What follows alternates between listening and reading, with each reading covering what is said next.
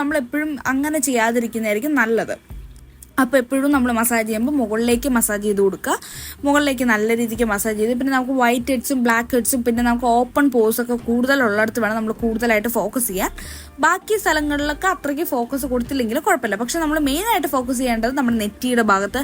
അവിടെയൊക്കെ ചിലവർക്ക് പോസ് കാണാറുണ്ട്. പിന്നെ മൂക്കിൻ്റെ ഭാഗത്ത്, പിന്നെ നമ്മുടെ ചുണ്ടിൻ്റെ തൊട്ട് താഴെ നമ്മുടെ ചിന്നിൻ്റെ ഭാഗത്തില്ലേ, താടിയുടെ ആ ഒരു ഗ്യാപ്പിൽ അവിടെ, പിന്നെ ചിലവർക്ക് നമ്മുടെ ചീക്സിൽ ചിലവർക്ക് കാണാറുണ്ട്. അപ്പോൾ അവിടെ നമുക്ക് സ്വയം അറിയാമല്ലോ നമുക്ക് എവിടെയൊക്കെയാണ് പോസും കാര്യങ്ങളൊക്കെ ഉള്ളതെന്ന്. അപ്പോൾ അവിടെയൊക്കെ വേണം കൂടുതലായിട്ട് ഫോക്കസ് ചെയ്യാനായിട്ട്. പിന്നെ ശ്രദ്ധിക്കുക, ഇതൊരു വെളുപ്പിക്കുന്ന ഫേസ് മാസ്ക് അല്ല. ഇത് നമ്മുടെ സ്കിൻ ടൈറ്റൻ ചെയ്യാനും ഒരു 20 വയസ്സിനൊക്കെ ശേഷമുള്ളവർ ചെയ്യുന്നതായിരിക്കും ഞാൻ പ്രിഫർ ചെയ്യുന്നത്.